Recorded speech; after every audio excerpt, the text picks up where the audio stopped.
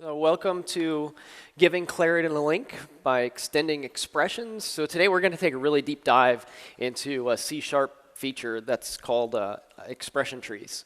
And it's used in Entity Framework pretty heavily.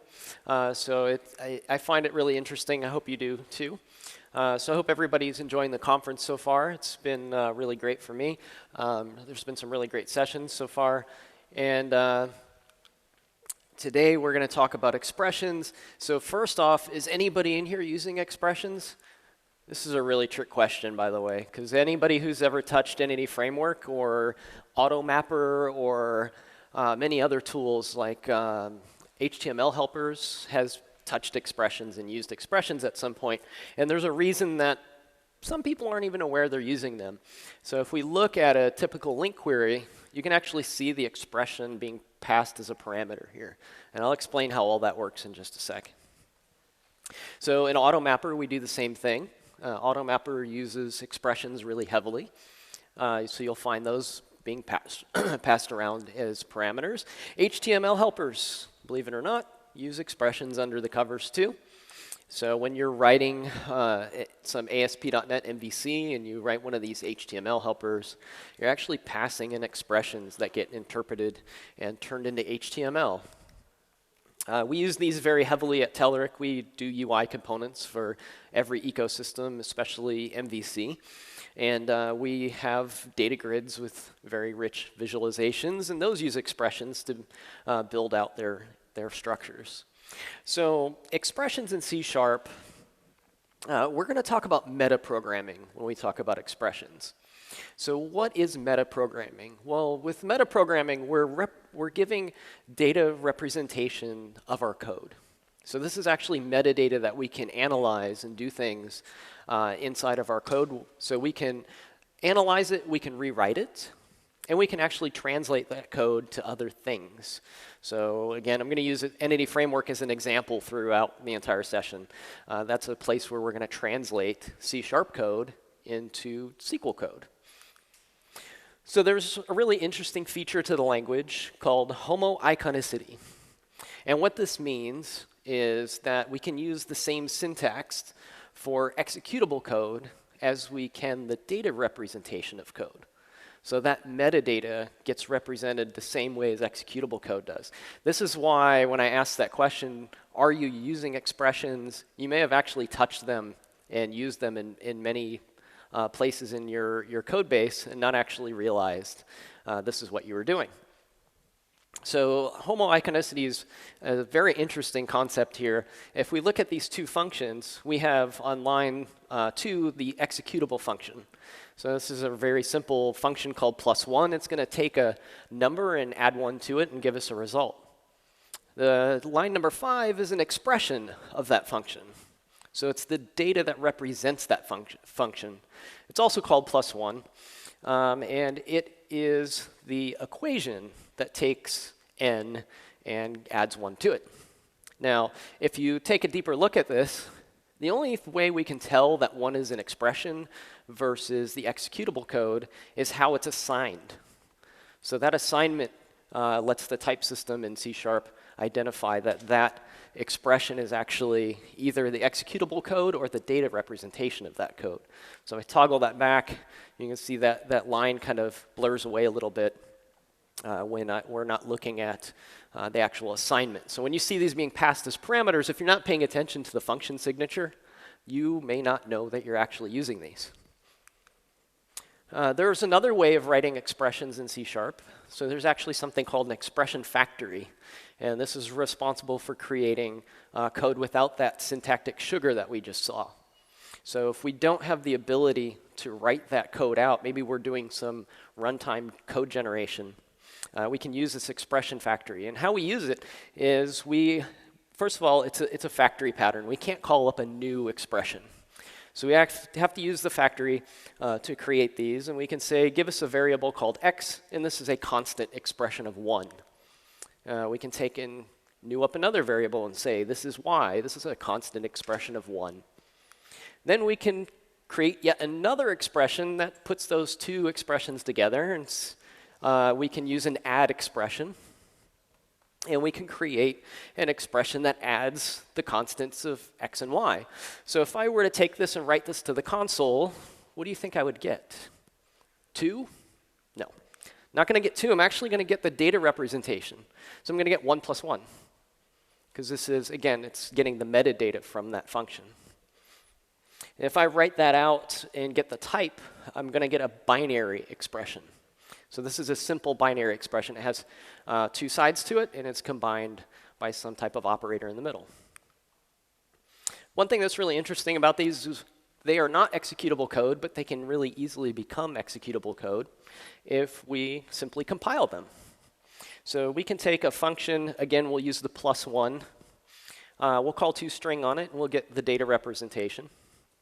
But if we call compile on it first, and then we pass it a parameter, we can actually run that function. So we can take these expressions and turn them into executable things. So we can do code time or runtime generation of code and then execute that code at runtime as well. So it's very powerful stuff if you think about it. One thing it's very heavily used for is runtime modification. So in order to do that, we need to be able to analyze these structures and then act upon them. So C# has a class that comes with it called an expression visitor, and its sole purpose is to visit expressions, hence the name. And it's used to traverse expressions, and while it does this, it has the capability of rewriting them as well. So this is really powerful stuff. It's an abstract class, so it's something that when we implement it, we have to inherit it and then create our own version of it. We can use the visit method to recursively walk through this expression tree and visit all the nodes and then act upon those nodes as we visit them.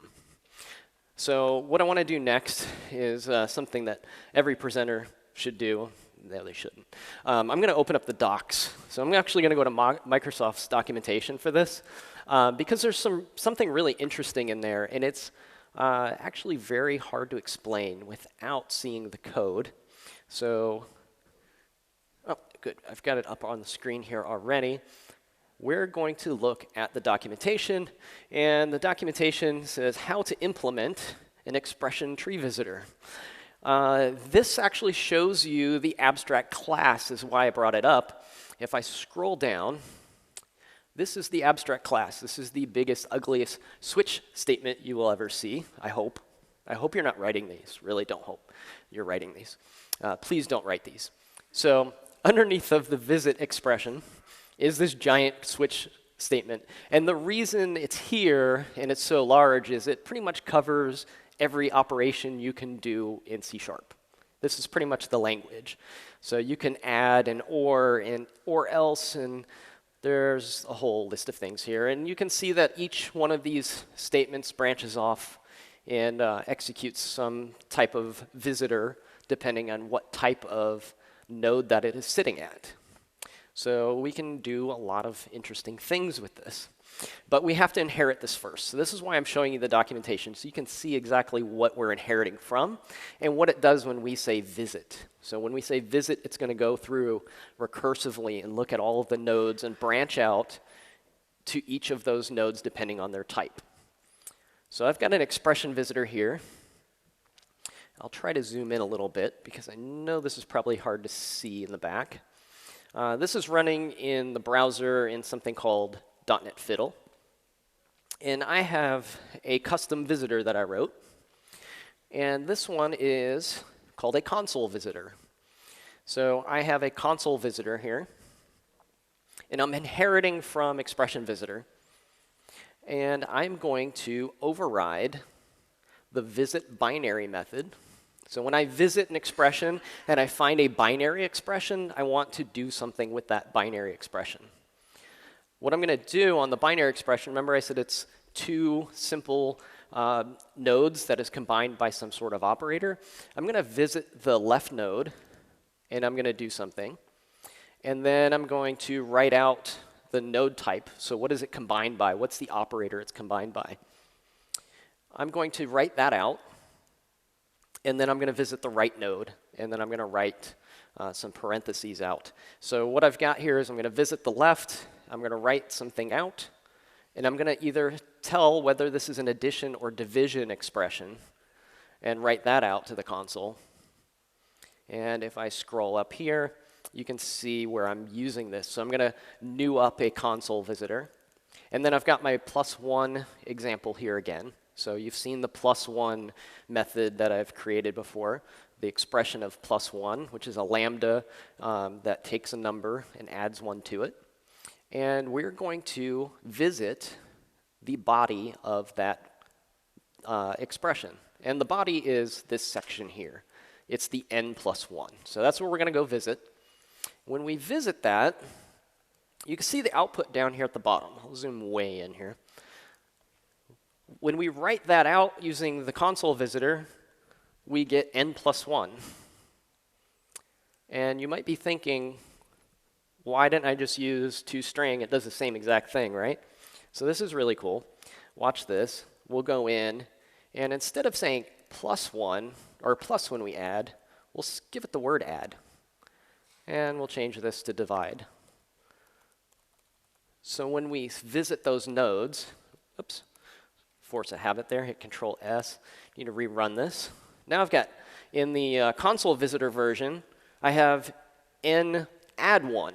So I just changed the plus symbol to an add, the word add.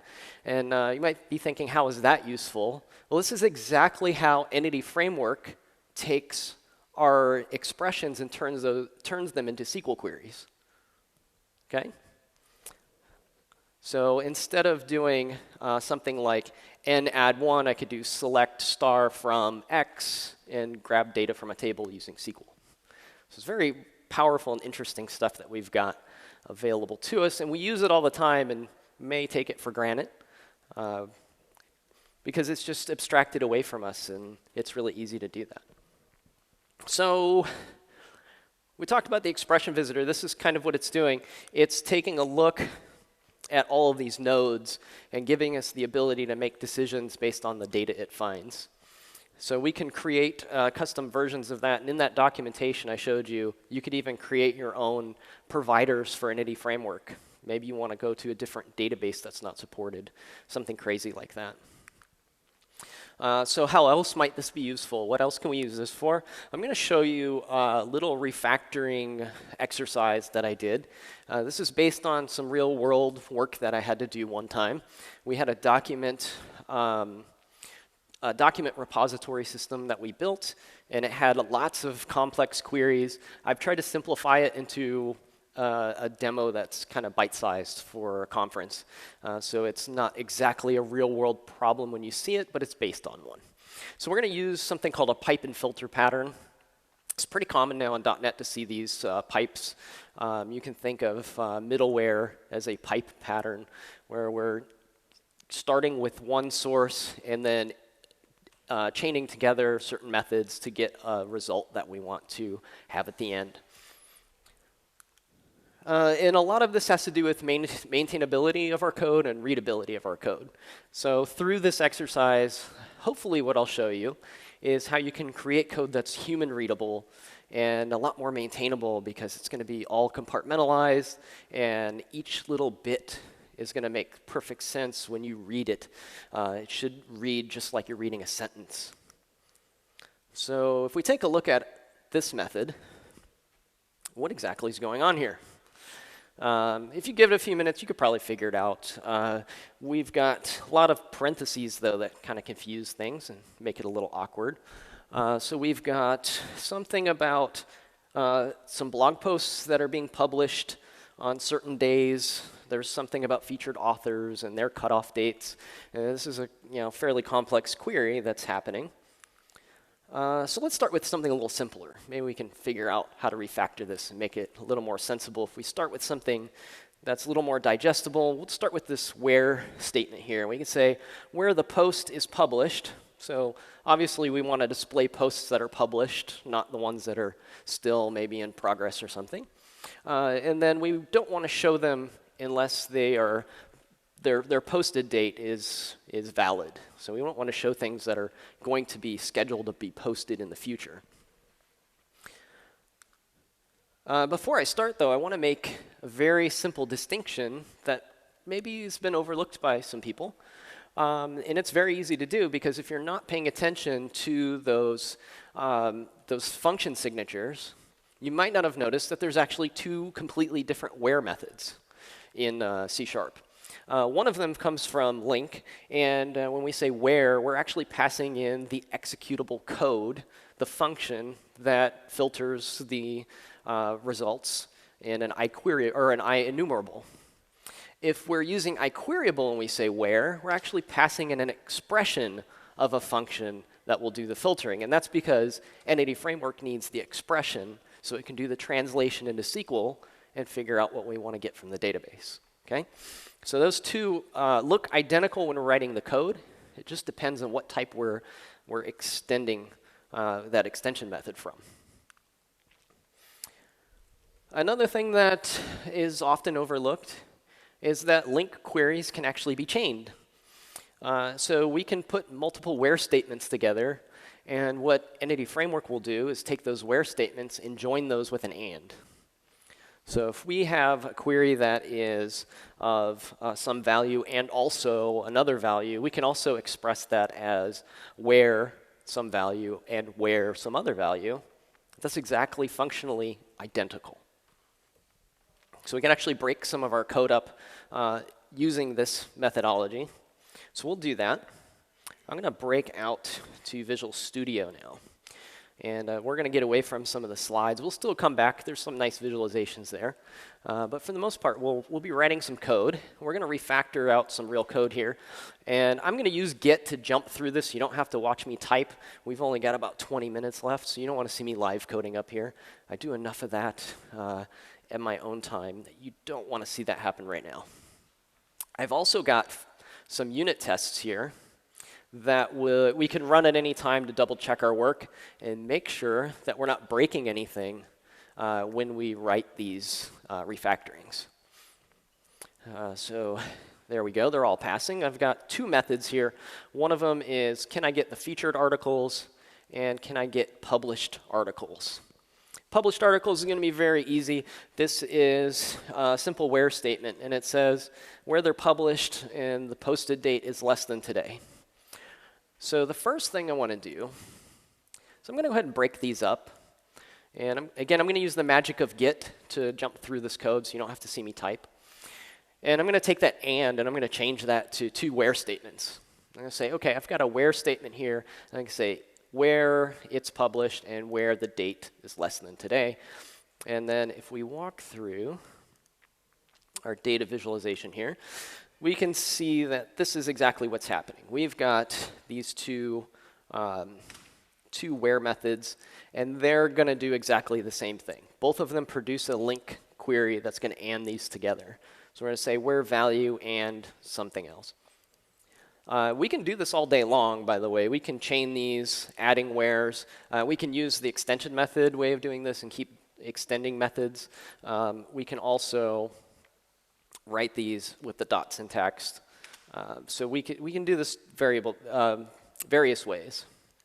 So we're going to do that first. Next thing I want to do is I want to write an extension method that clears up the intent of that code. So if you're not writing extension methods, just a real quick overview of what an extension method looks like. We're going to use that to create a custom filter. So we are looking to return an iQueryable of some type. And we're going to give it a custom method name, something that's meaningful if you read it. And then we're going to extend iQueryable. So that's where you see this iQueryable of my type is going to extend that type. So we're going to end up with iQueryable of post. We're going to call this rpublished. And then we're extending iQueryable of post. So we're getting a little more specific. We're taking a very generic function, making it a little more specific, just so it's a little more readable. And we're going to call it rpublished. And we're just going to encapsulate that one piece of our query, so where it's filtering out the published items. We'll do that with the published items. We'll do that with the next where statement as well. So you'll see these two where statements change. So now those statements are, so we're getting published articles. It's getting all that are published, posted on or before today.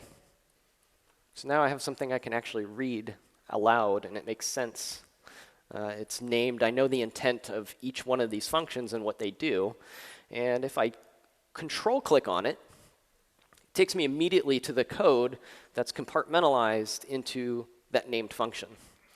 So now I have published and posted on or before today. And if for some reason my query was off and it was grabbing maybe the wrong dates, I could look in the on or before section of this code and figure out what I had created incorrectly.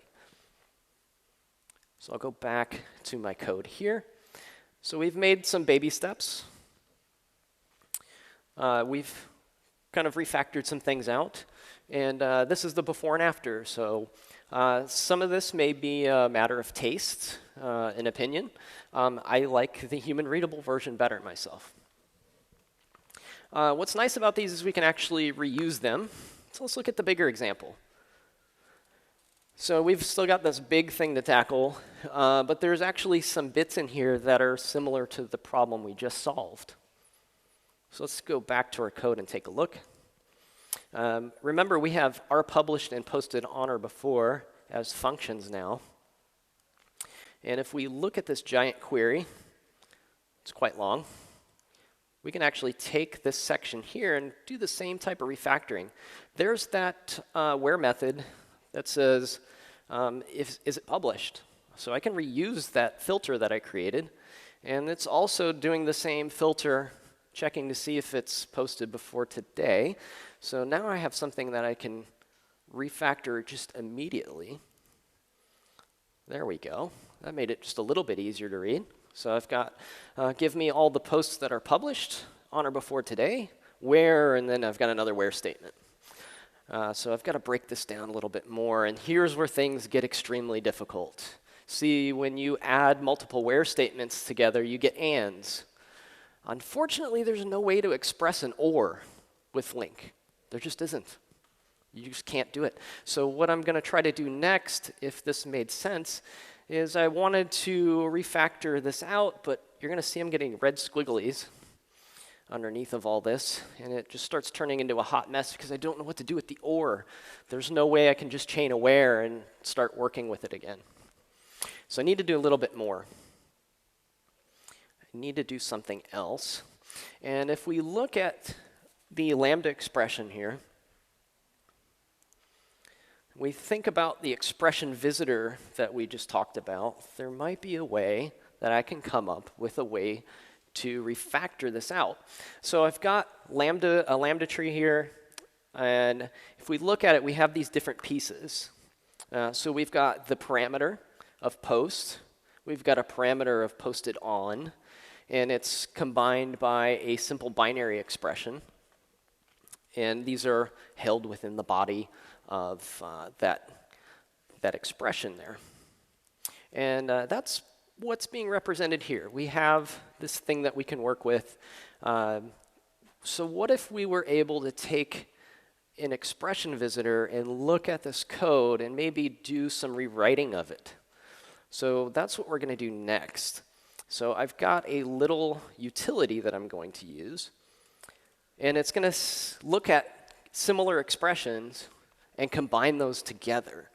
And what's really neat is we can wrap a little API syntax around it and do some really intuitive stuff with it. So what we're going to do, we're going to take a look at these with an expression visitor. And we're going to say, I have these two similar expressions. I want to combine them. They both have this post lambda piece to them. So we're going to take that, and we're going to break it off. We're going to take that lambda expression off, and we're going to combine the two post parameters together because we don't need two of those. And then we'll recombine that with an and or an or statement. So now I'm going to get my or that I'm lacking from the generic syntax of the system. So we can actually dive into this code. So this is called, let's see, I need to advance my Git repository here a little bit. This is called the predicate extension class. So the part that is inside of a where statement is called a predicate. It's a function that returns true or false. basically what a predicate stands for. This is going to allow me to extend those. This is a really, I don't want to say simple, it's not a lot of code. It's not a simple library, but it's not a lot of code. And what it does exactly what I showed you in that slide. It's going to take two expressions, break off the common pieces, recombine those with an and or an or statement that we specify. And what it actually turns out to be is just syntactic sugar. So it looks very complex because of all of the expressions, and there's lots of braces here. And the kind of joke that I like to tell about this is you can tell the experience of a C# developer by the chevrons in their code. So when you start getting 2, 3, 4 of these deep, you know you're getting into some murky water. So what we're going to do, we have two functions here. One is and, one is or. And it takes two expressions and combines those two expressions together with an and or an or statement. So there is an expression visitor in here that's called a substitute parameter visitor that does exactly that. So it's going to walk through the expression tree, and it's going to substitute any duplicate lambda expressions, and then add those two expressions together using the statement that we want. So we're doing a little runtime modification of the expression. What's nice is since it's all expressions, it's all the same thing that LINQ was going to turn into a SQL statement anyway, and it will produce identical LINQ statements to the other way that you write expressions. So nothing about the LINQ statement will change. It is unit testable. I'm not doing it in this because as they rewrote Entity Framework, they broke the ability to spit out this actual SQL statement as a string and analyze it. So those unit tests don't exist right now. I'm testing the output instead, but it is something that you could unit test at one point. So let's go back to our code again. And you can see as we're refactoring here, we've got get all that are published, posted on or before today, where they're posted on or after a cutoff date, or we have a featured author, which I've misspelled and forgot to correct, featured author, posted on or after, and I'm going to pass in the author's name and the date. And once again, if I right-click on, if I control-click on these statements, I can easily jump into that code and see that very piece that I'm working with. So now I have a with featured author method, and you can see it highlight above. So it's just simply checking to see what the author's name is equal to. And then I have an and statement. This comes from my predicate extension library. Again, it's just syntactic sugar to create expressions. And I'm going to say and posted after and the cutoff date. So this is pretty interesting, right? We've now got a more advanced API for working with queries. And it's a very small library, and it's not any real overhead, and it doesn't produce anything different than what any framework was going to produce already. And we have something that is human readable versus something that is programmer readable. So before we had this complex statement, now we have something that reads are published on or before today, where they're posted on or after a cutoff date, or they're a featured author posted on or after the featured author's name and date. All right. So now our boss calls us, and they're like, by the way, we have a new requirement for this program. Our blog now has many featured authors, and I'm going to supply you an array of authors. It's going to come from who knows where, but it's coming in as an array of author names. And now we need to filter by that. It doesn't have a specific size. It may be 5, it may be 2. So there's some dynamic queries that we're going to need to build. And dynamic queries are really tough without expressions. But since we're using expressions, we can just write some code around that and make it dynamic pretty easily. So now what we have is we can create a rule that says we're going to open up an empty expression. Remember, there's no new expression. We have to use that expression factory syntax. So we can't just new up an empty expression. So we need one. So we'll say predicate extensions begin, and all that does is creates an expression that resolves to true. So it's an expression of true, which is nothing.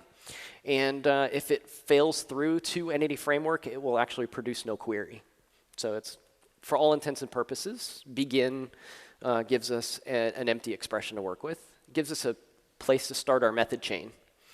And now we can for each over all the authors, and we can say add that featured author, that post query multiple times until we've run through all of those authors in the array, and then return that rule.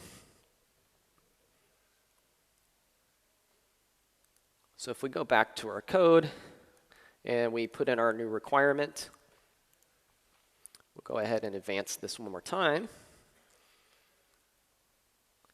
And click through, and you can see all of our rules building up in here. We need to refactor one more step here to get our loop. There's our loop. So now we're going to iterate over all of those things, and now we've dynamically created the featured author list. Very good. Now we're getting somewhere. And it's still, the functions are still named where they're human readable. So this one is featured authors, and I've fixed my spelling, posted on or after. And that is just internally calling the other statement there. So we've got compartmentalized human readable code. I'm pretty happy with the results so far. So let me explain again I've got a nice visualization here. So again, we can't start with an empty expression. So this is a way of creating them with this expression syntax. So we can create an empty true or false node. And then when we visit with the expression visitor, when we detect that empty node, we'll just simply delete it. And then we can begin our method chain.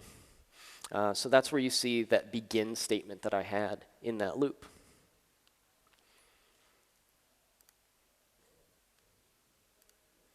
So we'll go back into our project again with our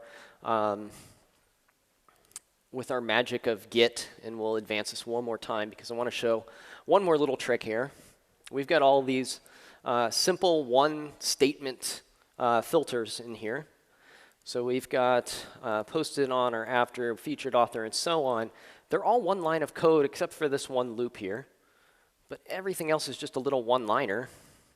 So now we can take advantage of C# 7.1, I believe it is. And we can just ditch all those curly braces. We don't need those anymore. We don't even need the return statements. It's just a one-line statement.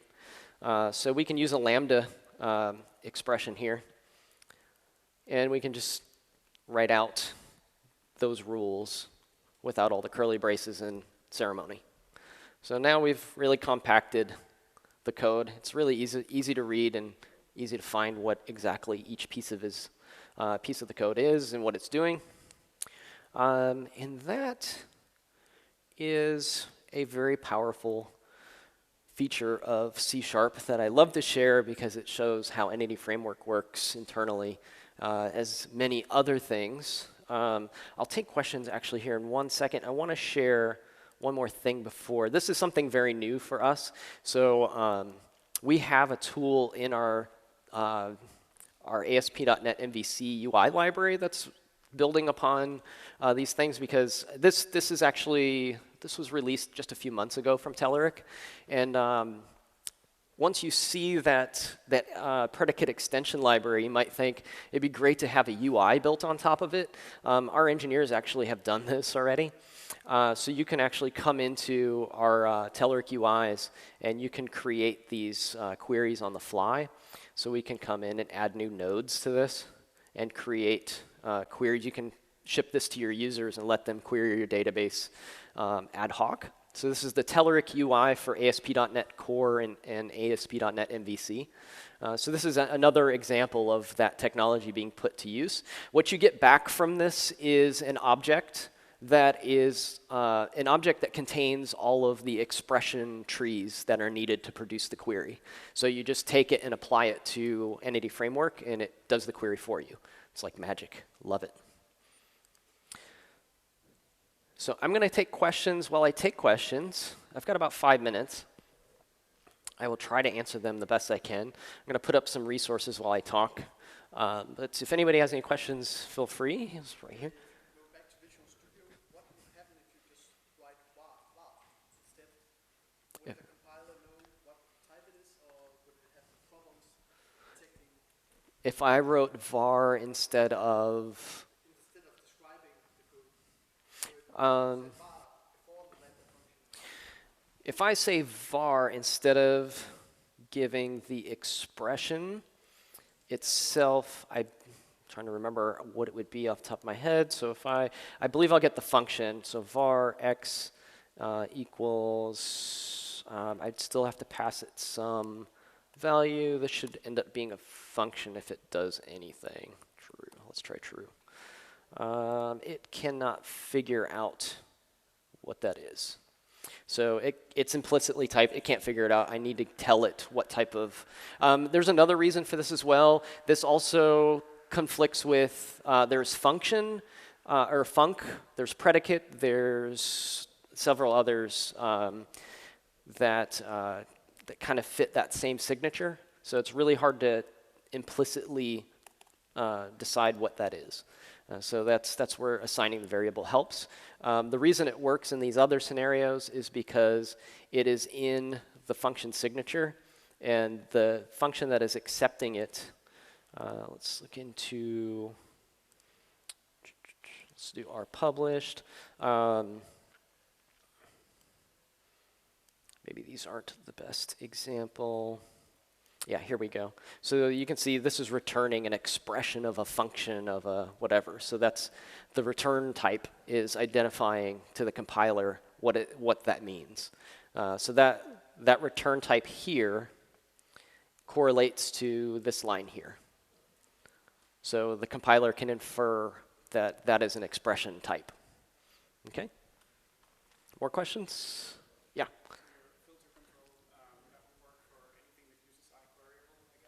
Correct. So if I were to use MongoDB instead and it has a LINQ provider, that would work as well? Yes, it should work. I haven't tested it, so I'm kind of reluctant to say yes, but it should work. As long as Entity Framework, it maps to the same, as long as the same queries would work without that tool, then yes, it would work. More questions? Okay, I've got one more resource page here to share while we still have the screen up. So there's some resources here to, there's an article that I wrote a while back that covers the same material. It's just in written format. There's a GitHub page with the source code for the predicate extensions library. It's also on NuGet. It's a very edge case thing, but if you find it interesting, want to use it, it's up there. The Telerik thing I showed is at demos.telerik.com, and you can find that under the filters section there. And again, I'm always on Twitter if you have questions or want to get in touch for some reason.